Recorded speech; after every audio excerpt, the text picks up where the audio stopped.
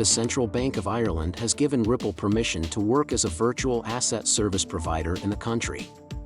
Also, Monica Long, president of Ripple, said that compliance and institutional adoption are two important things to keep an eye on in the crypto business as we move into 2019.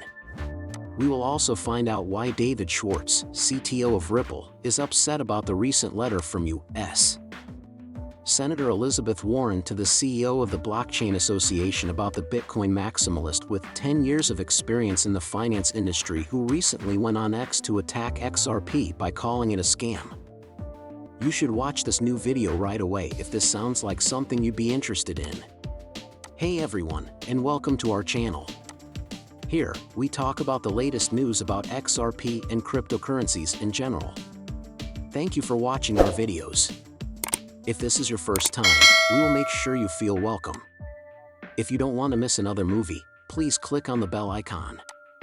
We're letting you know that this station is giving away 200 XRP. To be in the running, all you have to do is subscribe to the channel, like this video, and leave a message with the hashtag XRP. The winner will be announced on December 31. In a recent press release, Ripple revealed the news. This means that the San Francisco-based fintech companies will be able to provide some digital asset services in Ireland, like making it easier to buy and sell virtual assets. Ripple's Irish branch, Ripple Markets Ireland Limited, is now on the CBI website's list of virtual asset service companies because it was registered. This filing is a big deal for Ripple because it will help the company grow in Europe once rules about markets and crypto assets start to take effect next year. To follow the rules, Ripple will need to get any other licenses it needs. In February of last year, Ripple opened its first office in the EU in Dublin. Recognizing that Ireland is a good place for new ideas to grow, the CBI has been helpful to the virtual assets business. In 2018, they opened an innovation hub so that fintech companies could talk to the authority in a more casual setting. The latest registration that Ripple got shows that Ireland still supports companies that work with digital assets and blockchain. Remember that in July, Ripple's managing director for Europe said that the company wanted to get a license in Ireland? Stuart Alderty, the CLO of Ripple, also said last year that the business is looking for an Irish license to work as a virtual asset service provider in the country because of the lack of clarity in US regulations. This goal has now been reached by the company. Alderty talked about the change and said that the company has kept up its great progress this year with the Irish license. He also talked about how far Ripple has come this year in getting operating licenses.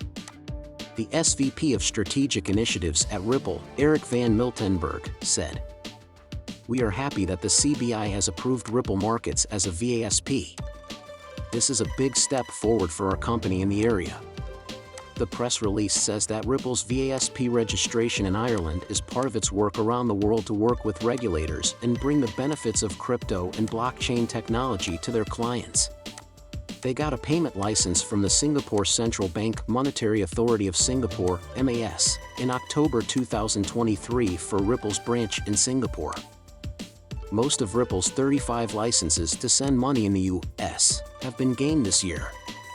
The Dubai Financial Services Authority also gave the go-ahead for XRP to be used in the Dubai International Financial Center in November 2023. This means that XRP can now be used by licensed virtual asset companies in the DIFC. Don't forget to subscribe to our station and hit that bell to be the first to know what's going on with XRP. As 2024 gets closer, the first Bitcoin ETF is about to start in the United States, putting the cryptocurrency market on the verge of being adopted by institutions. But in her 2024 crypto predictions, Monica Long, president of Ripple, saw a number of other possible areas of focus for the business in the coming year. The seasoned crypto entrepreneur thinks that this coming year will be the one that ends the waves of speculative hype that have been a part of the crypto market in the past. She thinks the industry is now fully developed enough to provide useful services on a large scale, and she predicts that 2024 will be a turning point in the field of decentralized finance compliance. After the problems with big names like FTX and Binance Settlement, the president of Ripple said that the industry would make up for the trust that was lost because of these problems next year.